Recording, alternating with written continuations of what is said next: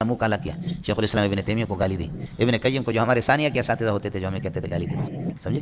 مفتی سعید Ahmad palm پوری میرے شیخ ہیں، بہت بڑے آدمی ہیں دارالعلوم دیوبند کے. میں مفتی صاحب سے جتنا متاثر ہوں اپنے اساتذہ سے اتنا متاثر نہیں ہوں.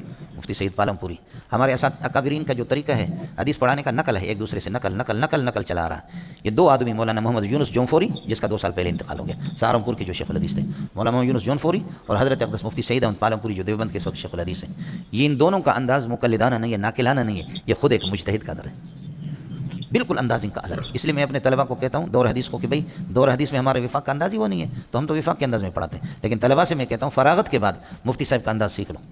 اس کا انداز مناظرانہ نہیں ہے، مجادلانہ نہیں ہے، مناقضانہ نہیں ہے. ان کا انداز ادیبانہ، فقیہانہ، محدثانہ فقیہانہ ان کا انداز ہے. یہ بات میں نے خود حضرت اقدس سے عرض کی اور حضرت نے مجھے سند بھی دی، اس لیے میں اس وقت دیوبند کا بھی فاضل ہوں.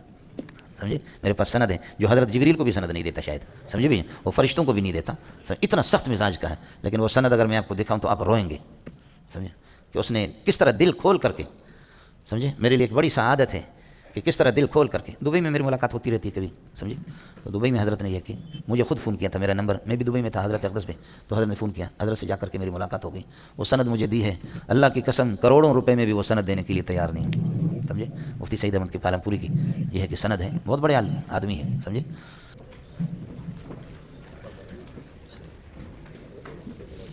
کہتے ہیں عقیدۃ حیات الانبیاء مسألۃ متعلقۃ بالاعتقاد والذین لا یقولون بحیات الانبیاء فهل يجوز ان حیات انبیاء کے وہ قائل ہے لیکن تو پھر اسی طرح گدھا ہے. میں نے عرض کیا کہ صرف فی هذه القبور یا فی علی علیین، وہ حیات کے قائل ہے، پھر اسی طرح تو پوچھے، اور تو نے فی القبور لکھا بھی نہیں. یہ ہے آپ کی جہالت. وہ حیات انبیاء کے قائل ہے، دیکھا آپ نے، یہ دکھا رہا ہے اپنا علم. تو یہ لکھ دے کہ عقیدۃ حیات الانبیاء فی هذه القبور. اب کہہ دے کہ حیات الانبیاء فی هذه القبور یہ عقیدۃ، پھر اس کے بعد مجھ سے جواب. آپ نے وہ نہیں لکھا ہے، وہ چیز آپ نے لکھی بھی نہیں. اور حیات انبیاء تو میں نے بتایا کہ قائل ہے، صرف مسئلہ مکان کا ہے. کہتے جب آپ چارپائی پر تھے تو آپ پر اللہ تعالیٰ نے نیند طاری کی تھی، جب نیند ثابت ہوا تو حیات بھی ثابت ہوئے. یہ آپ کے خود ساختہ تحریف ہے. حضرت علی اس موقع پر آیا، فرمایا طبت حیا و میتا. بولو طبت حیا و میتا. بیٹے اس قسم کی ہواؤں سے جہاز نہیں اڑتے. سمجھے، یہ زور لگا لے جتنا لگا سکتا ہے. سمجھے، جو مسئلہ میں نے وہی بتایا. یہ تیرے مناظرین کو میں جانتا ہوں.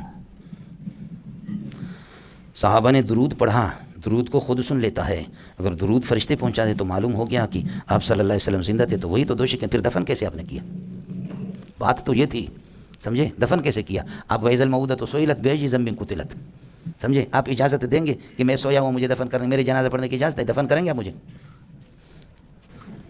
اس لیے زور لگا پتر